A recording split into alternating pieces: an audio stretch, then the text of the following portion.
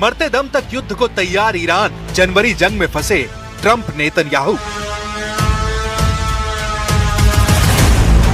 इसमें कोई शक नहीं है कि ईरान में 28 दिसंबर 2025 से शुरू हुए हिंसक प्रदर्शनों ने ईरान के सुप्रीम लीडर अली खामनेई के शासन की नींव हिला दी। लेकिन यह भी सच है कि लगभग एक महीने से आंतरिक उठापटक और हिंसक प्रदर्शनों से जूझ रहे ईरान ने ईरान के अंदर मौजूद मोसाद और CIA के एजेंटों को काफी हद तक काबू कर लिया है। 37 साल के ईरान की सत्ता का केंद्र बने 86 साल के खामनेई ने भी साबित कर दिया कि ईरान और इजराइल जून 2025 जैसा अगर हमला ईरान पर करते हैं तो ईरान उन्हें भीषण नुकसान पहुंचा देगा। कुछ पश्चिमी देशों की खुफिया रिपोर्ट में दावा किया गया कि 14 जनवरी 2026 को जब ईरान पर अमेरिका बहुत बड़ा हमला करने वाला था, उस हमले से कुछ मिनट पहले इजराइल के PM नेतन्याहू और सऊदी अरब के प्रिंस सलमान कुछ ऐसे खुफिया इनपुट अमेरिका तक पहुंचा दिए, जिसके बाद ईरान पर बहुत बड़ा हमला करने की हिम्मत ट्रंप की टूट गई। अब खबर है कि चीन और रूस ने ईरान के साथ मिलकर ऐसा जाल बुन दिया था जिसकी भनक से ही नेतन्याहू और ट्रंप के पसीने छूट गए थे। खबरदार, जनवरी 2026 वाला ईरान अब जून 2025 वाला ईरान नहीं है। अगर अमेरिका और इजराइल मिलकर ईरान पर अगले कुछ घंटों या दिनों में हमला करते हैं तो इस बार ईरान युद्ध जीतने के लिए नहीं बल्कि अपने दुश्मनों के वजूद तबाह करने के लिए जंग करेगा।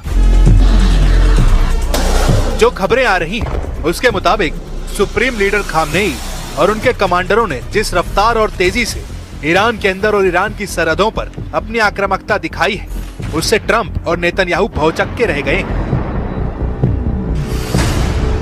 در گذشته وقتی فتنه ای از این قبیل که خب داشتیم، فتنه های متعددی داشتیم در کشور اتفاق می افتاد، غالبا مطبوعاتی های آمریکا، سیاسیون درجه دوم آمریکا یا کشورهای اروپایی دخالت می‌کردند.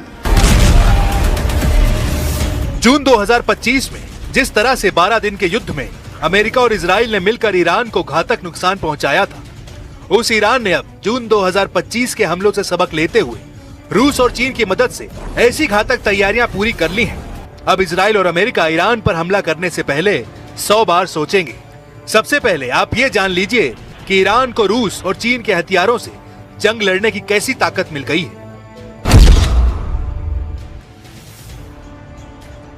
ईरान को रूस और चीन से मिलने वाली सैन्य मदद को लेकर इजराइल से लेकर अमेरिका तक कोहराम मचा हुआ है।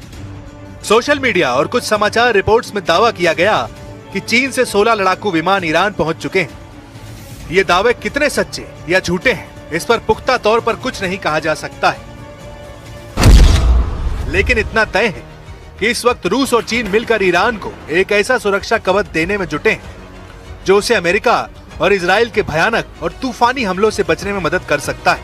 ईरान ने रूस से 48 सुखोई और 35 लड़ाकू विमानों का सौदा किया था। हालिया लीक हुई सैन्य दस्तावेजों के मुताबिक रूस इनमें से 16 विमानों का पहला बैच तैयार कर रहा है। खबर यह भी है कि चीन अपने सीधे तौर पर J-20 या J-16 विमान ईरान को नहीं दे रहा है, लेकिन वह ईरान को HQ-9B एयर डिफेंस सिस्टम और उन्नत ड्रोन तकनीक की आपूर्ति कर चुका है। सोशल मीडिया पर चल रही खबरें रूस के 16 विमानों के बैच और चीन की तकनीकी मदद को मिलाकर पेश की जा रही हैं। रिपोर्ट्स के मुताबिक रूस का उन्नत S-400 एयर डिफेंस सिस्टम अब ईरान में तैनात किया जा चुका है। यह अमेरिका और इजराइल के लिए सबसे बड़ी चिंता है, क्योंकि उनके स्टील्थ विमानों को भी ट्रैक कर सकता है। रूसी कारखानों में ईरान के लिए 16 विमानों पर काम चल रहा है। ईरानी सांसदों के अनुसार अगले 2-3 महीने के भीतर इनका पहला हिस्सा ईरान की वायुसेना में शामिल हो सकता है।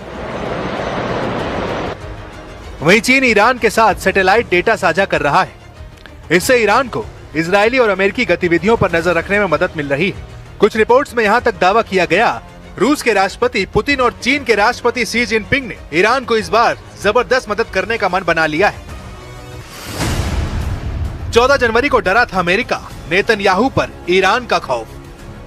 कुछ मीडिया रिपोर्ट्स में दावा किया गया कि 14 जनवरी 2026 को आखिरी वक्त पर अमेरिका और इजराइल ने ईरान पर भीषण हमले का प्लान पूरी तरीके से रोक दिया था। रिपोर्ट में दावा किया गया कि ईरान ने अपनी जंगी चाल और खौफनाक इरादों से इजराइल और अमेरिका को चौंका दिया था। ईरान की जंगी तैयारियों से अरब दुनिया तक सहम गई थी। 14 जनवरी 2026 को अमेरिका और ईरान के बीच युद्ध की स्थिति बेहद करीब आ गई थी। रिपोर्ट के मुताबिक 14 जनवरी 2026 को अमेरिका ईरान पर एक बड़ा सैन्य हमला करने की कगार पर था, लेकिन अचानक स्थिति बेहद गंभीर हो गई।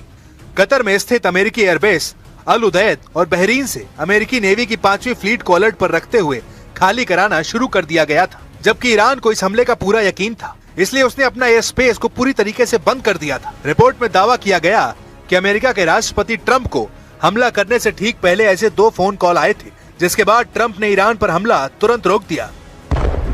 मीडिया रिपोर्ट्स के दावों के मुताबिक ट्रंप ने 14 जनवरी 2026 को ईरान पर हमला आखिरी वक्त में क्यों टाल दिया, इसको लेकर कई दावे किए गए हैं। पहला दावा है बेंजामिन नेतन्याहू की ट्रंप को चेतावनी।